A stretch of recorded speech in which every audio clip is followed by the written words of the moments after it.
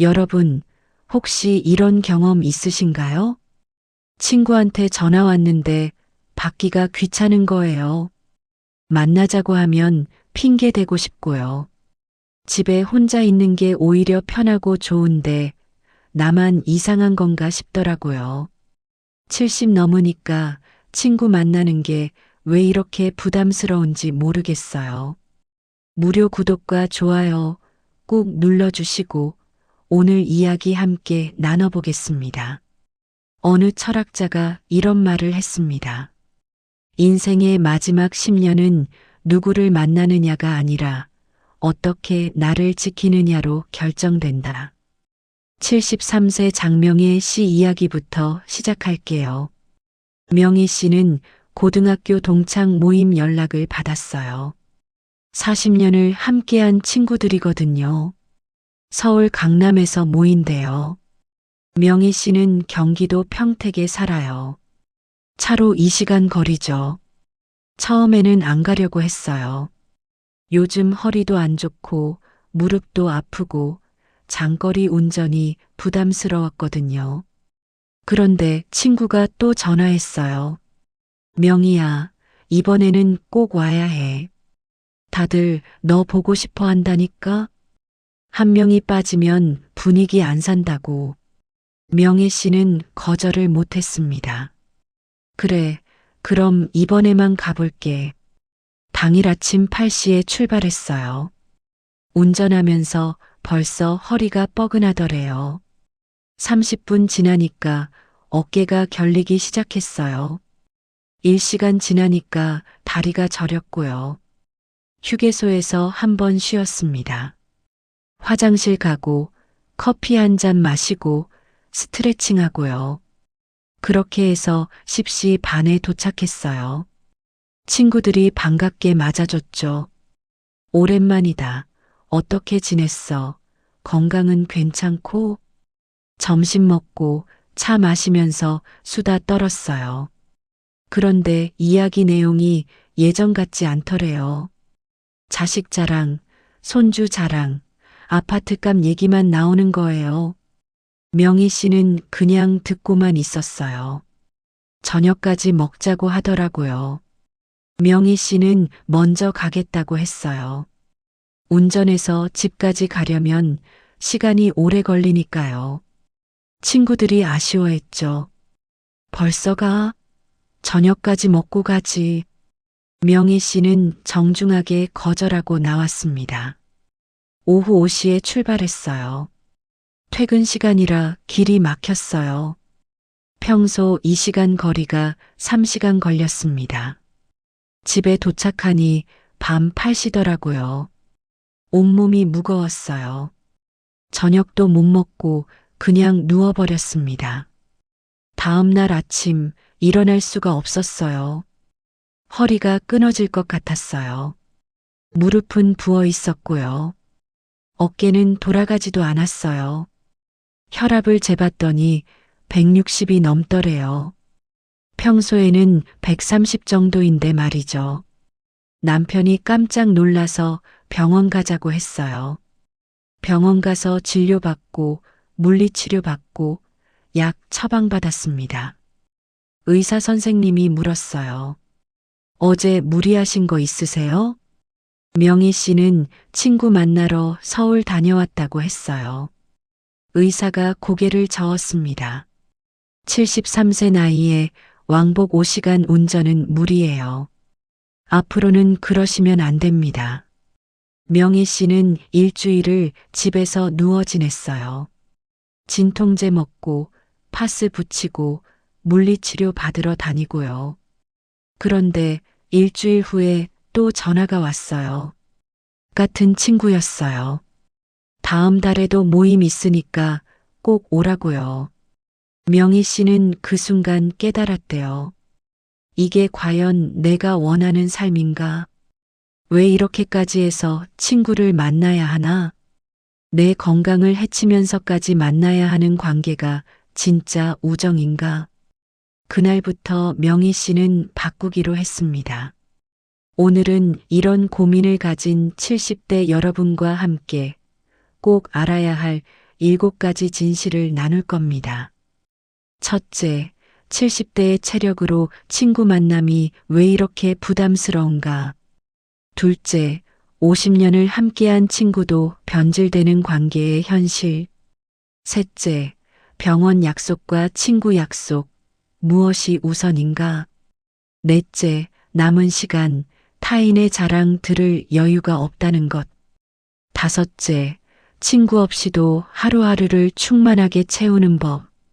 여섯째, 자녀도 배우자도 아닌 오롯이 나로 사는 법. 일곱째, 혼자여도 존엄하고 품격 있는 노년을 만드는 방법입니다. 영상 끝까지 보시면 여러분의 70대가 훨씬 더 편안하고 자유로워질 겁니다. 71세 김영철 씨 이야기부터 시작할게요. 영철 씨는 대학 동창의 연락을 받았어요. 20명이 모인대요. 장소는 서울 종로 어느 한정식집이었어요. 영철 씨는 인천에 살아요. 차로 1시간 반 거리죠. 사실 가기 싫었어요. 요즘 건강이 예전 같지 않거든요. 고혈압 있고 당뇨 있고 무릎 관절염도 있어요. 아침에 일어나면 온몸이 뻐근해요. 한두 시간 지나야 몸이 풀리거든요. 그런데 친구 하나가 또 전화했어요. 영철아, 이번에는 꼭 와. 20명 중에 내가 빠지면 19명이잖아. 분위기 이상해진다니까. 영철 씨는 결국 승낙했습니다.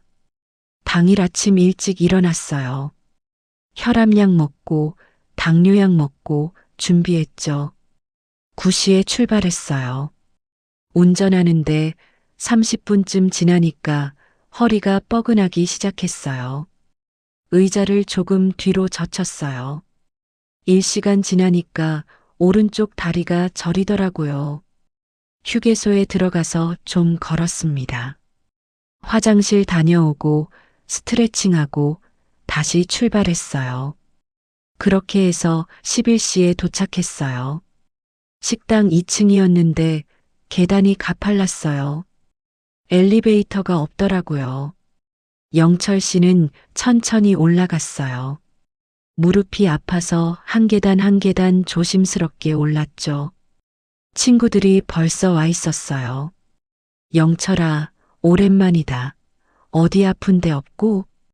영철 씨는 괜찮다고 했어요. 사실 무릎 아프고 허리 아프지만 말하기 뭐했거든요. 점심 먹기 시작했어요. 한정식이라 음식이 많이 나왔어요. 영철 씨는 당뇨가 있어서 조심해야 해요. 밥을 적게 먹고 반찬도 가려서 먹어야 하죠. 그런데 친구들이 자꾸 권하는 거예요. 야, 이것도 먹어봐. 맛있어. 영철아, 왜 안 먹어? 입맛 없어? 영철 씨는 당뇨 있어서 조심해야 한다고 말했어요. 친구 하나가 웃으면서 말했어요.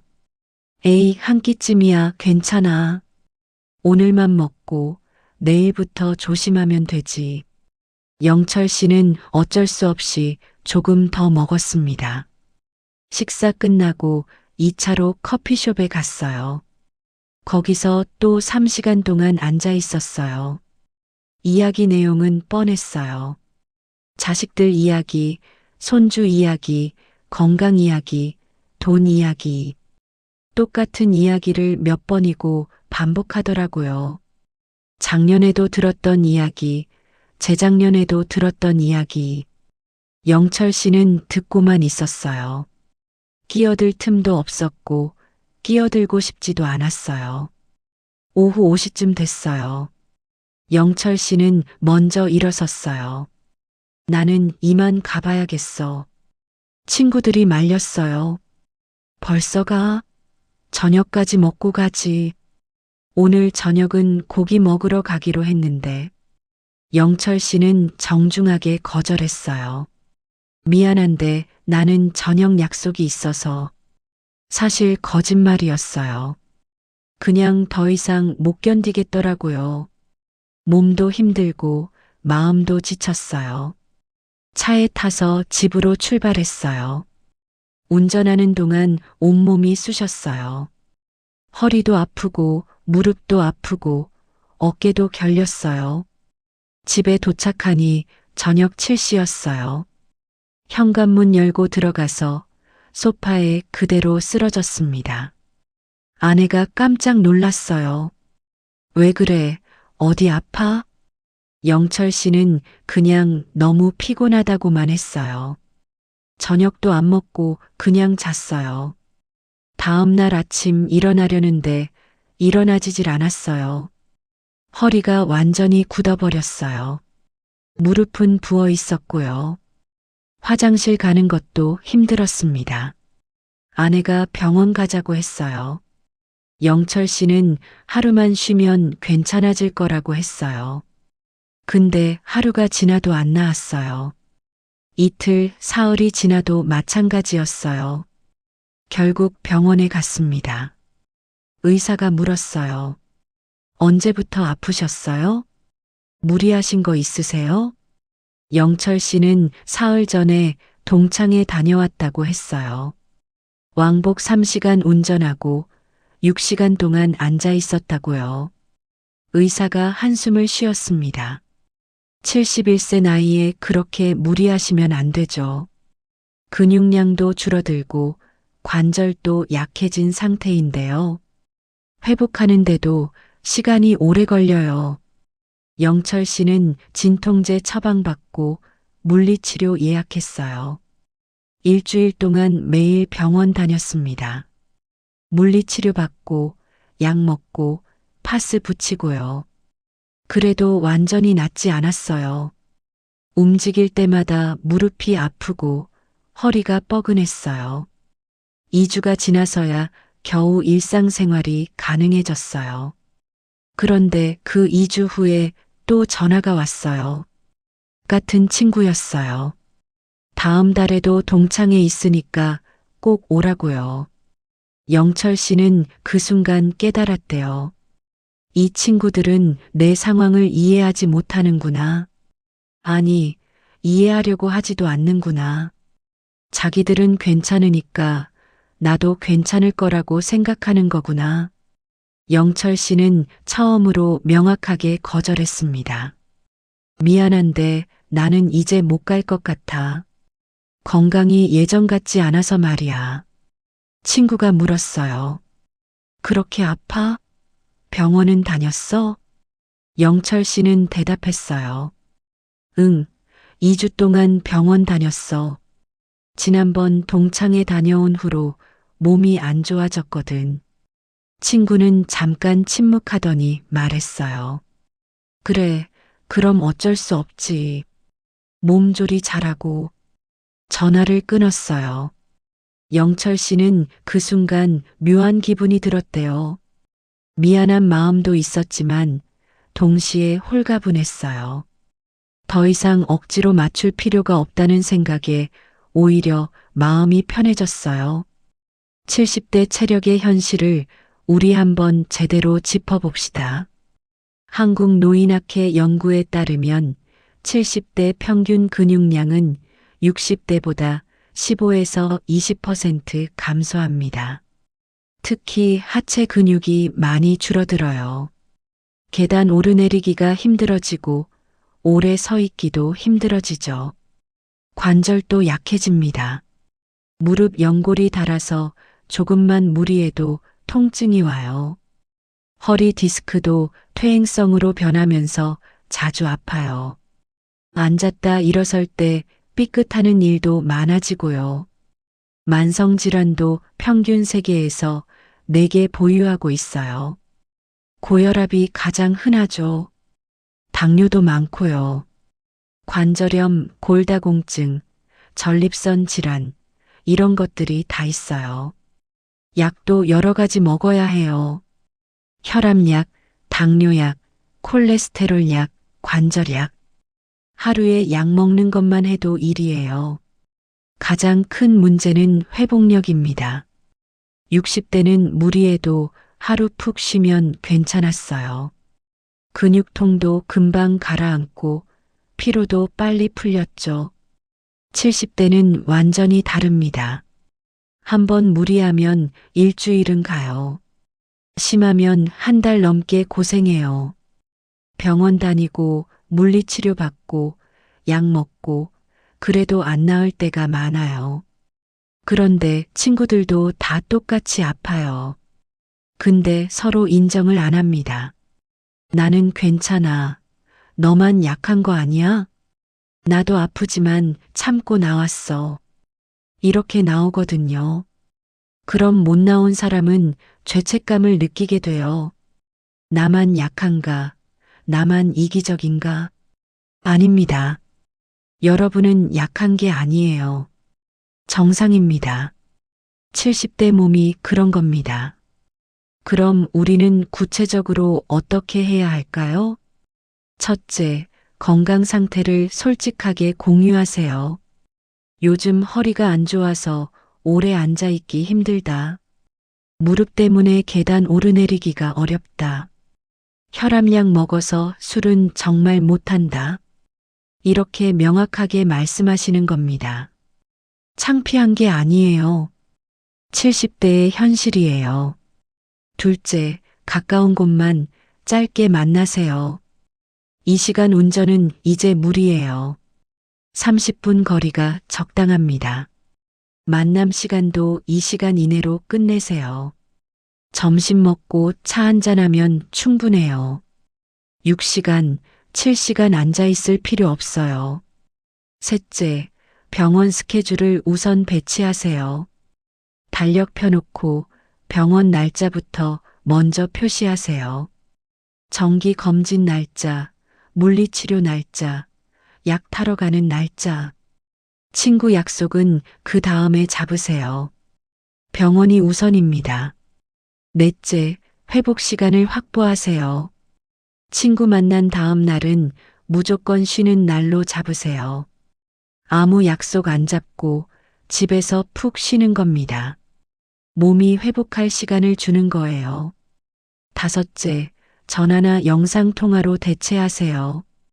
요즘 스마트폰으로 얼굴 보면서 통화할 수 있잖아요. 카카오톡 영상통화, 줌, 이런 거 배우세요. 30분 통화하면 충분합니다. 굳이 만나서 6시간 있을 필요 없어요. 여섯째, 거절 연습을 하세요. 거절하는 게 익숙하지 않으시죠?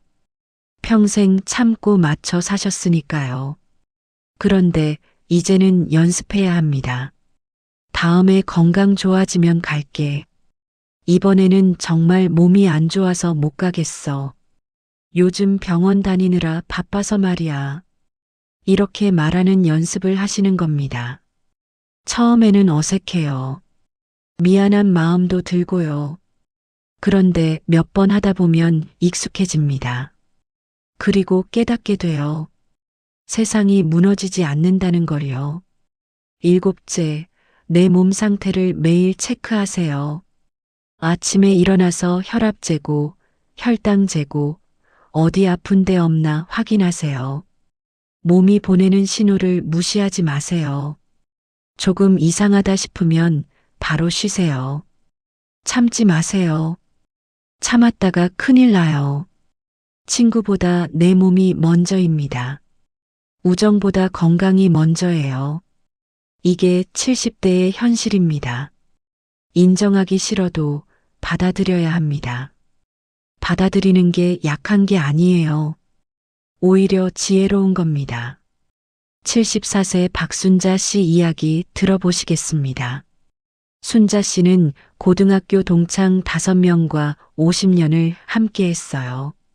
정말 오랜 세월이죠. 고등학교 졸업하고 나서도 계속 만났어요. 결혼하고 아이 낳고 육아하면서도 연락하고 지냈죠. 한 달에 한 번씩은 꼭 만났어요. 처음 20년은 정말 좋았대요. 서로 고민 나누고 위로하고 응원했거든요.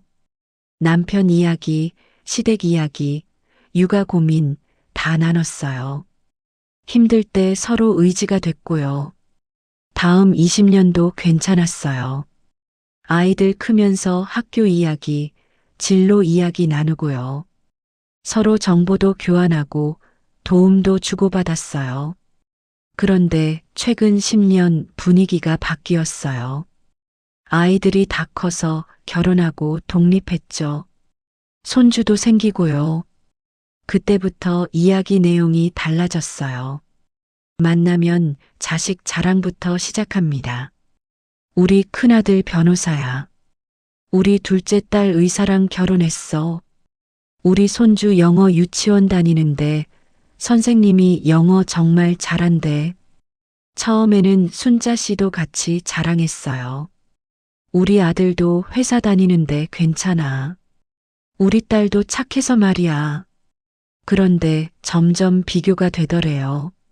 친구들 자식은 다 의사, 변호사, 대기업인데요. 순자 씨 자식들은 그냥 평범한 직장인이에요. 손주 이야기도 마찬가지였어요. 친구들 손주는 영어 유치원, 피아노, 발레 다 배운대요. 순자 씨 손주는 동네 어린이집 다녀요. 처음에는 그냥 듣고 넘겼어요. 뭐, 각자 형편이 다르니까. 근데 점점 심해지더래요. 이번에는 재산 이야기가 나왔습니다. 한 친구가 말했어요. 우리 아파트 시세가 작년보다 2억 올랐어. 요즘 부동산 시장이 좋아서 말이야. 다른 친구가 맞장구 쳤어요. 맞아. 우리 집도 많이 올랐어. 재건축 들어가면 더 오를 거래. 또 다른 친구가 말했어요. 나는 요즘 주식으로 재미 좀 봤어. 삼성전자 샀다가 팔았더니 1,000만 원 넘게 남더라고. 순자 씨는 가만히 듣고만 있었어요. 남편이 일찍 돌아가셔서 전세 아파트에 살고 있거든요. 연금으로 겨우겨우 살아요. 주식 같은 건 엄두도 못 내고요. 순자 씨는 자기 이야기는 안 했어요. 물어보면 뭐라고 대답할지 막막했거든요. 그런데 어느 날이었어요. 친구 하나가 이렇게 물었대요. 순자야, 너는 집은 언제 살 거야? 순자 씨가 당황해서 말했어요. 글쎄, 형편이 안 돼서 아직은 어려워. 친구가 고개를 갸웃하며 말했어요. 내 아들 30대 중반인데 아직도 전세야? 요즘 30대면 다 집 사는데. 그 한마디에 순자 씨 가슴이 철렁 내려앉았어요. 다른 친구가 거들었어요. 아들한테 좀 보태줘야 되는 거 아니야? 부모가 도와줘야 애들이 집 사지. 순자 씨는 얼굴이 화끈거렸어요. 보태줄 돈이 어디 있어요? 당장 생활비도 빠듯한데요. 그날 모임 끝나고 집에 왔는데 가슴이 답답했어요. 며칠을 울었습니다. 50년 친구가 왜 저런 말을 할까? 나를 무시하는 건가? 아니면 진심으로 걱정해서 한 말인가? 생각하면 할수록 화가 났어요. 동시에 슬펐고요. 내가 가난하다고, 자식이 평범하다고 무시하는 건가? 순자 씨는 다음 모임에 안 나갔어요. 전화 왔을 때 이렇게 말했어요. 요즘 몸이 안 좋아서 당분간 못 나갈 것 같아. 친구가 물었어요. 많이 아파? 병원은 갔어? 순자 씨는 대충 얼버무렸어요. 응, 병원 다니고 있어. 괜찮아지면 연락할게. 친구는 그래, 빨리 나 하고 전화를 끊었어요. 다음 달에도 연락이 왔어요. 순자 씨는 또 같은 핑계를 댔어요. 아직 몸이 안 좋아서요. 그 다음 달에도 연락 왔어요. 이번에는 솔직하게 말했습니다. 미안한데 나는 당분간 못 나갈 것 같아. 개인적으로 좀 힘든 일이 있어서. 친구는 무슨 일이냐고 물었어요. 순자 씨는 대답 안 했어요. 그냥 개인적인 일이야. 괜찮아지면 내가 연락할게. 그렇게 3개월이 지났어요. 처음 한 달은 미안한 마음이 컸대요. 50년 우정인데 내가 너무한 건 아닐까? 친구들이 날 어떻게 생각할까? 뒤에서 내 얘기하는 거 아닐까? 그런데 한 달이 지나니까 조금 편해지더래요. 비교당할 일이 없으니까요. 자랑 들을 일도 없고요. 상처받을 일도 없어졌어요. 2달째부터는 확실히 달라졌어요. 혈압이 안정되더래요. 잠도 잘 오고요. 가슴 답답했던 것도 사라졌어요. 3달째 되니까 오히려 홀가분했어요. 이제 친구 모임 생각하면 부담스럽지 않고 그냥 아무 감정이 안 들더래요. 순자 씨는 지금 혼자 도서관 다녀요. 일주일에 3번씩 가요. 책도 읽고 신문도 보고 조용히 시간 보내요. 오후에는 동네 산책해요. 공원 천천히 걸으면서 꽃도 보고 나무도 보고요. 저녁에는 그림 그려요. 유튜브로 수채화 배웠어요. 처음에는 서툴렀는데 요즘은 제법 그림이 나와요. 50년 우정이 끝났습니다. 그런데 순자 씨는 말해요. 오히려 행복해졌다고요. 70대 관계에서 일어나는 독성화 현상을 한번 짚어봅시다. 젊었을 때는 서로 위로하고 응원했어요. 같은 처지였으니까요. 다 비슷하게 살았어요. 남편 월급 비슷하고, 아파트 평수 비슷하고, 애들 학교도 비슷하고요. 그때는 경쟁이 없었어요. 나이 들면서 달라집니다. 누구는 잘 살고, 누구는 못 살고, 누구 자식은 성공하고, 누구 자식은 평범하고, 격차가 벌어지는 거예요. 그러면서 경쟁과 비교가 시작됩니다. 내가 더 잘 사나, 내가 더 잘 사나, 내 자식이 더 성공했나, 내 자식이 더 성공했나? 이게 중요해지는 거예요. 우정이 아니라 경쟁이 돼버려요. 우리는 친구라는 의무감도 함정입니다. 50년을 함께 했으니까 계속 만나야 한다. 이게 오히려 독이 될 수 있어요. 관계는 변합니다. 사람도 변하고요. 50년 전 그 친구와 지금 그 친구는 달라요. 환경도 달라지고 가치관도 달라지고 관심사도 달라져요. 억지로 붙잡고 있을 필요 없어요. 대화 내용도 공허해집니다. 옛날 이야기만 반복하죠. 고등학교 때 어땠지? 20대 때 어땠지? 결혼 초에 어땠지? 똑같은 이야기를 몇 번이고 반복합니다. 새로운 이야기는 없어요. 서로 성장도 안 하고요. 그냥 과거에 머물러 있어요. 위로가 아니라 스트레스를 주는 관계로 변질되는 겁니다. 만나고 나면 기분이 안 좋아요. 비교당한 느낌, 무시당한 느낌, 초라한 느낌. 이런 감정이 들면 그 관계는 이미 독성화된 겁니다. 그럼 우리는 구체적으로 어떻게 해야 할까요? 1단계, 만난 후 기분을 체크하세요. 친구 만나고 집에 왔을 때 스스로에게 물어보세요. 편안한가 아니면 소진됐나? 기분이 좋은가 아니면 우울한가? 가슴이 따뜻한가 아니면 답답한가? 이걸 솔직하게 느껴보세요. 거짓말하지 마시고요. 2단계, 독성 관계를 구분하세요. 만날 때마다 비교하는 친구, 자랑만 늘어놓는 친구, 내 일에 간섭하는 친구, 무시하는 듯한 말을 하는 친구. 이런 친구들은 메모장에 표시해 두세요. 객관적으로 보는 겁니다. 3단계, 점진적으로 거리를 두세요. 한 달에 한 번 만났다면 2달에 한 번으로 줄이세요. 2달에 한 번이었다면 3달에 한 번으로요. 자연스럽게 빈도를 줄이는 겁니다. 갑자기 끊으면 상처받을 수 있으니까요. 천천히 멀어지는 거예요. 오늘 당장 할 수 있는 일이 있습니다. 다음 약속 잡을 때 이렇게 말해보세요.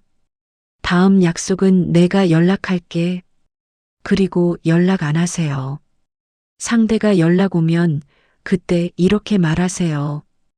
요즘 몸이 안 좋아서 말이야. 병원 다니느라 바빠. 괜찮아지면 내가 먼저 연락할게. 이렇게 하면 자연스럽게 멀어집니다. 50년 우정이 끝나는 게 두려울 수 있어요. 그 세월이 아깝다는 생각도 들고요. 하지만 냉정하게 생각해 보세요. 그 우정이 나를 힘들게 한다면 그건 진짜 우정이 아닙니다. 진짜 우정은 나를 편하게 만들어요. 함께 있으면 힘이 나고 위로가 되고 기분이 좋아져요. 그런 친구라면 50년이든 60년이든 계속 만나야죠. 근데 그렇지 않다면요? 과감하게 정리하는 게 맞습니다.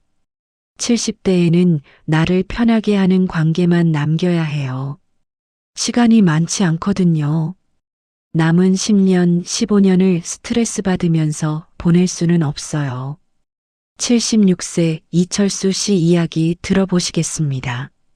철수 씨는 평생 남 눈치 보며 살았어요. 어렸을 때부터 그랬대요. 부모님 눈치, 선생님 눈치, 형제들 눈치.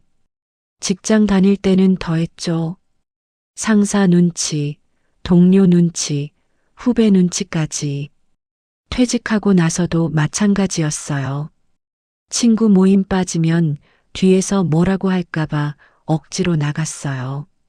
가족 모임도 의무감으로 참석했고요. 명절 때는 더했죠. 처가, 친가 다 가야 하니까요. 가고 싶지 않아도 갔어요. 안 가면 욕먹을까 봐요. 작년 가을이었어요. 철수 씨가 건강검진을 받았어요. 혈액 검사, 소변 검사, 엑스레이, CT 다 했죠. 일주일 후에 결과 나왔어요. 의사가 설명해 줬습니다. 전반적으로 나쁘지 않은데요. 혈압이 조금 높고 혈당도 경계선이에요. 간 수치도 약간 올라가 있고요. 76세 나이치고는 괜찮은 편입니다. 철수 씨가 물었어요. 제가 앞으로 얼마나 살 수 있을까요? 의사가 잠깐 생각하더니 말했어요. 건강 상태 보니까 앞으로 10년은 사실 것 같고요. 잘 관리하시면 15년도 가능합니다. 그 말 듣고 철수 씨 머릿속이 하얘졌어요. 10년, 길어야 15년. 86세까지 산다 쳐도 15년밖에 안 남았네. 91세까지 산다 해도 15년. 갑자기 실감이 났대요. 시간이 얼마 안 남았다는 게요. 집에 오는 길에 계속 생각했어요. 그동안 뭘 했나? 76년을 살았는데 그 중에서 진짜 나를 위해 산 시간이 얼마나 되나? 누구를 위해 살았나? 항상 누군가의 눈치를 봤어요. 부모님 눈치, 상사 눈치, 친구들 눈치, 자식들 눈치. 내가 하고 싶은 걸 한 적이 있었나? 내가 가고 싶은 곳에 간 적이 있었나? 생각해보니 없더래요. 항상 남들이 원하는 대로 살았어요. 착한 아들, 성실한 직원, 좋은 친구, 헌신적인 아빠. 그렇게 살았는데 정작 나는 행복했나? 아니었어요. 항상 뭔가 부족한 느낌, 공허한 느낌이 있었어요. 철수 씨는 그날부터 바꾸기로 했습니다. 남은 10년, 아니 15년을 나를 위해 살겠다고요. 먼저 매일 아침 30분씩 명상을 시작했어요. 유튜브에서 명상 영상 찾아서 따라했어요. 처음에는 어색했대요. 그냥 앉아서 눈 감고 숨만 쉬는 게 뭐가 좋을까 싶었죠. 5분만 앉아 있어도 다리 저리고 허리 아프고 잡념만 들고요. 근데 일주일 지나니까 조금씩 달라지더래요. 10분 정도는 편하게 앉아 있을 수 있었어요. 2주 지나니까 20분도 가능했고요. 한 달 지나니까 30분이 금방 지나가더라고요. 명상하면서 느낀 게 있대요. 머릿속이 조용해지더래요. 평소에는 생각이 너무 많았거든요. 이것도 해야 되고 저것도 해야 되고 저 사람은 나를 어떻게 생각할까? 내가 저렇게 말해서 기분 나빴을까? 이런 생각들로 머리가 복잡했어요. 근데 명상하면서 그런 생각들이 줄어들었어요. 그냥 고요해지더라고요. 마음도 편안해졌고요. 오후에는 혼자 산책을 나가기 시작했어요. 동네 공원을 천천히 걸어요. 누구랑 함께 가지 않아요. 혼자 가요. 처음에는 이상했대요. 혼자 걷는 게 외로울 것 같았거든요. 근데 막상 걸어보니까 괜찮더래요. 아니, 괜찮은 정도가 아니라 좋았어요. 아무 생각 안 하고 그냥 걸었어요. 나뭇잎 떨어지는 거 보고 새소리 듣고 바람 느끼면서요. 가끔 벤치에 앉아서 그냥 하늘 봐요. 구름이 지나가는 걸 보고요. 그냥 그게 좋더래요. 저녁에는 책을 읽기 시작했어요.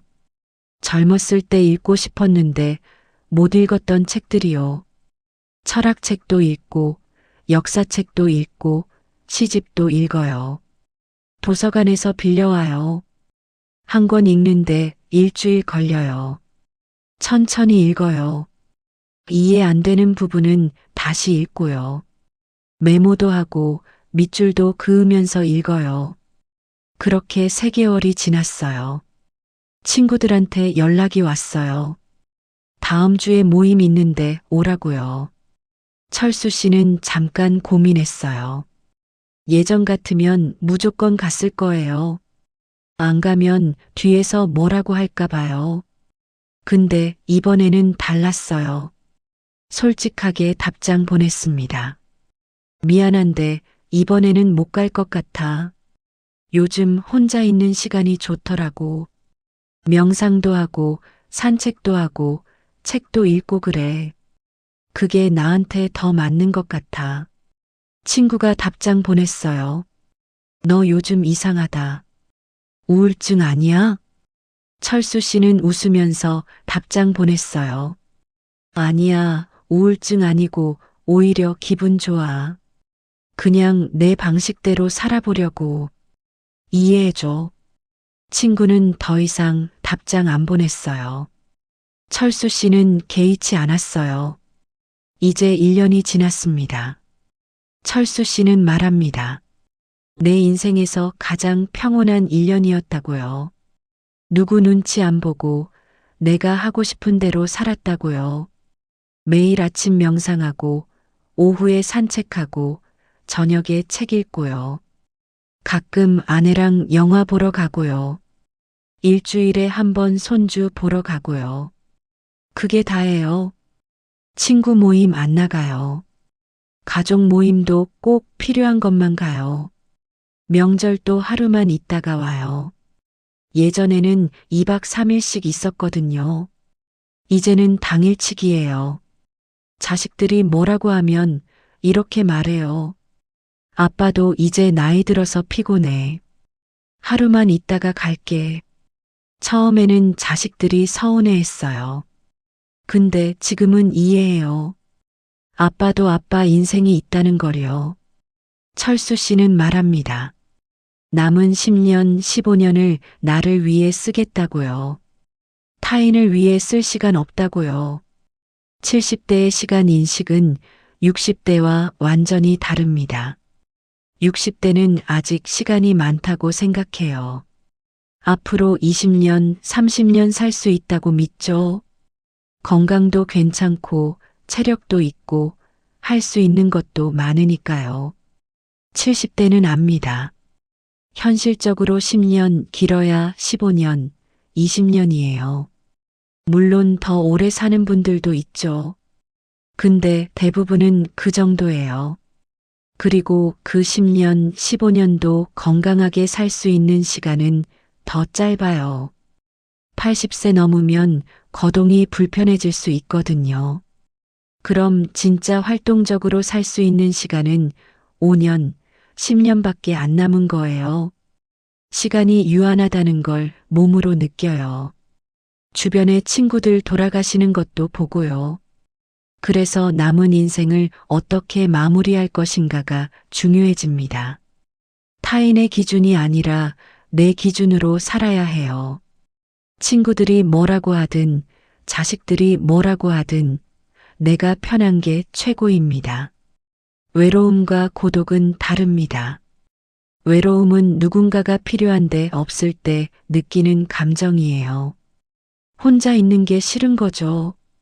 누군가와 함께 있고 싶은데 혼자라서 괴로운 거예요. 고독은 달라요. 고독은 혼자 있는 걸 선택하는 겁니다. 누군가와 함께 할 수도 있지만 굳이 그러지 않는 거예요. 혼자 있는 게 더 편하고 더 좋으니까요. 70대는 고독을 선택할 권리가 있어요. 아니, 선택해야 합니다. 남은 시간이 많지 않은데 억지로 사람 만나면서 시간 낭비할 필요 없어요. 그럼 구체적으로 어떻게 실천할까요? 마음 차원에서 매일 자신에게 물어보세요. 오늘 나를 위해 무엇을 했나? 다른 사람 눈치 본 시간은 몇 시간이고 나를 위한 시간은 몇 시간인가? 이렇게 체크하는 겁니다. 일기장에 적어보세요. 오늘 친구 만남 3시간 피곤함, 스트레스. 오늘 나를 위한 시간 산책 1시간 편안함, 좋음. 이렇게 적다 보면 패턴이 보여요. 무엇이 나를 행복하게 하는지, 무엇이 나를 지치게 하는지요. 관계 차원에서 진짜 나를 편하게 하는 사람만 남기세요. 10명 친구보다 진짜 친구 한 명이 낫습니다. 그 한 명도 없으면 어떡하냐고요? 괜찮습니다. 혼자여도 괜찮아요. 혼자가 더 편할 수 있어요.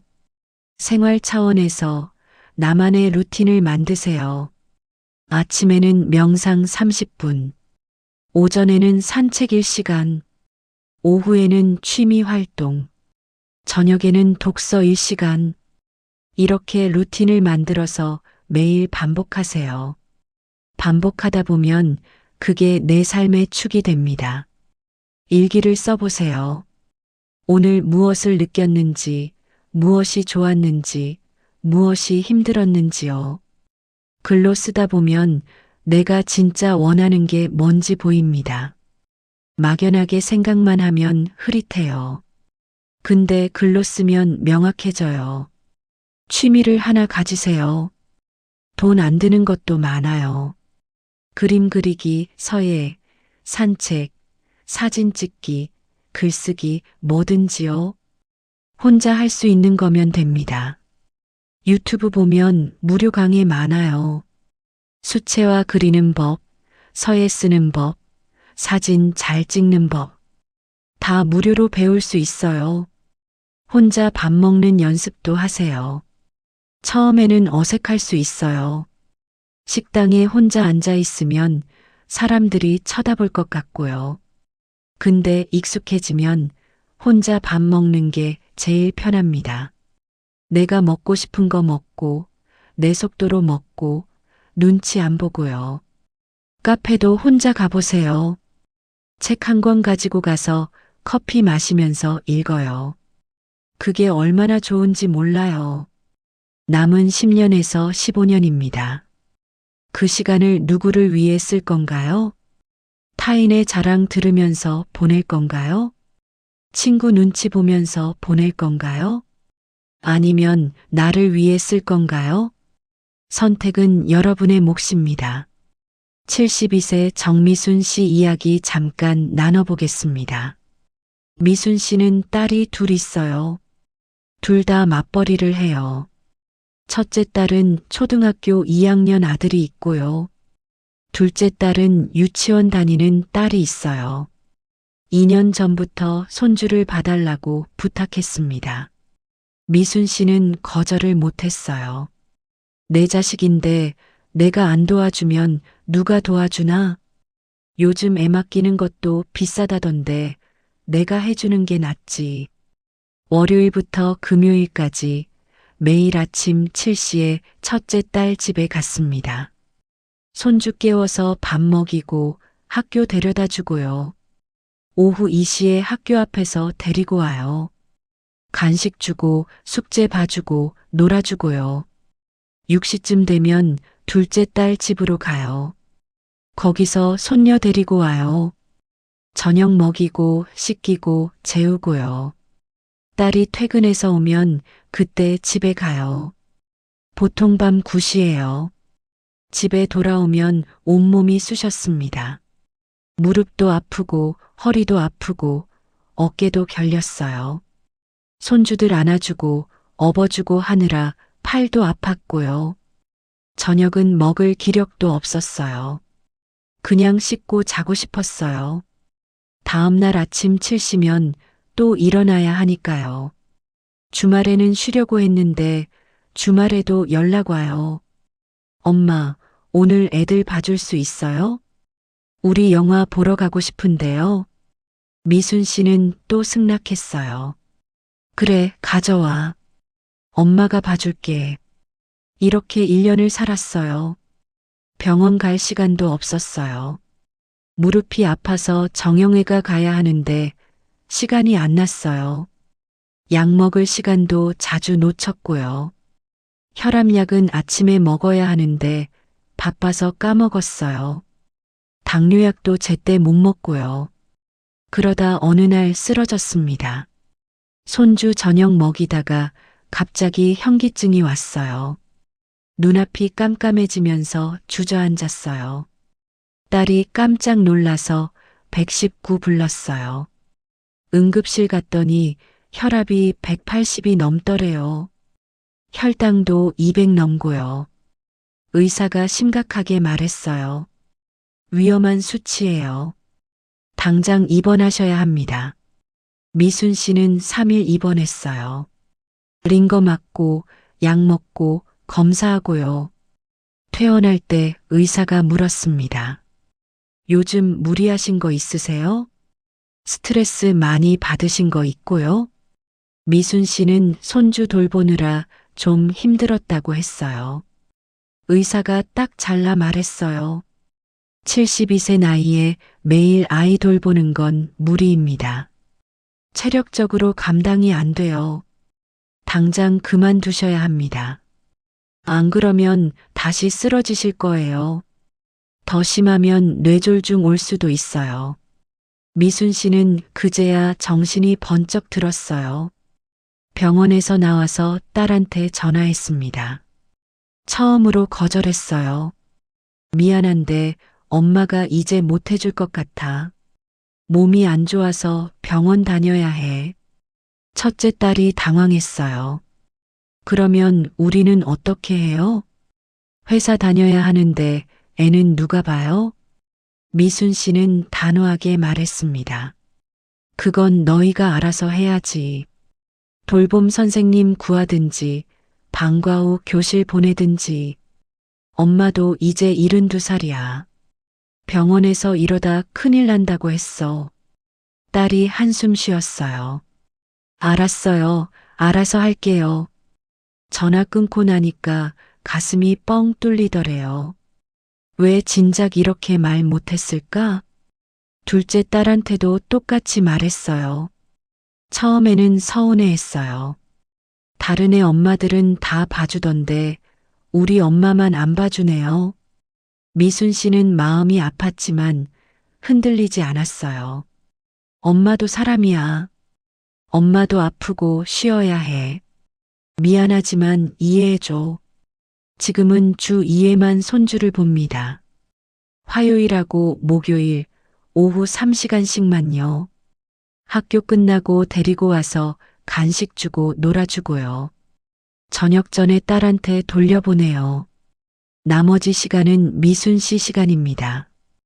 월요일에는 병원 가요. 정형외과 가서 무릎 치료받고요.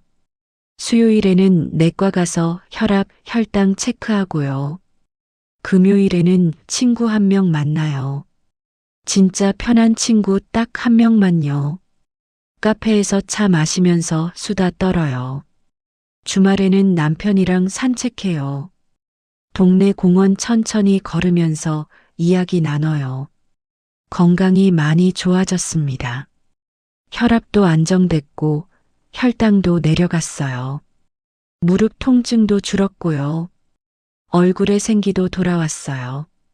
미순 씨는 말합니다. 이제야 사는 것 같다고요.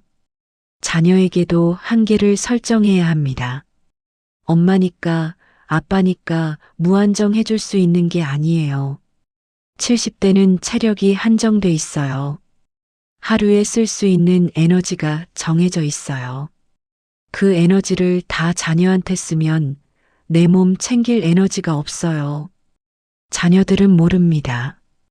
부모는 건강하다고 생각하죠. 우리가 쓰러지기 전까지는 몰라요.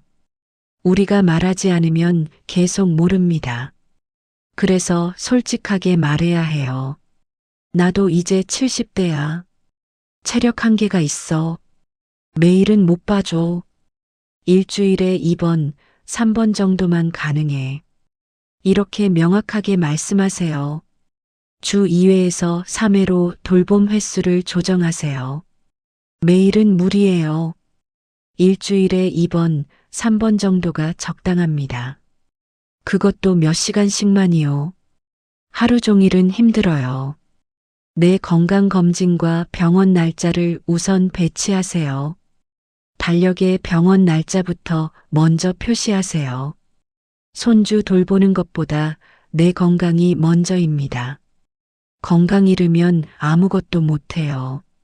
손주도 못 봐주고 자식도 못 도와주고 아무것도 못해요. 배우자와도 각자 시간을 존중하세요. 평생 붙어 살았다고 해서 24시간 함께 있을 필요 없어요. 아침에는 각자 산책 가도 돼요. 오후에는 각자 취미 활동해도 되고요. 저녁에 함께 있으면 그걸로 충분해요. 가족이라고 해서 다 내 시간을 내줄 필요 없습니다. 나도 소중한 사람이에요. 나를 지키는 게 이기적인 게 아닙니다. 오히려 그게 가족을 위하는 길이에요. 내가 건강해야 가족도 편하거든요. 내가 쓰러지면 가족이 더 힘들어요. 그러니까 나를 먼저 챙기는 게 맞습니다. 지금까지 이야기 정리해 보겠습니다. 첫째, 70대는 만남 자체가 체력전입니다. 60대처럼 움직일 수 없어요. 근육량도 줄고 관절도 약하고 회복도 느려요. 친구 만나는 것도 이제는 신중하게 선택해야 합니다. 무리하면 며칠, 몇 주를 고생해요. 둘째, 50년 친구도 독이 될 수 있습니다. 세월이 지나면서 관계가 변질돼요.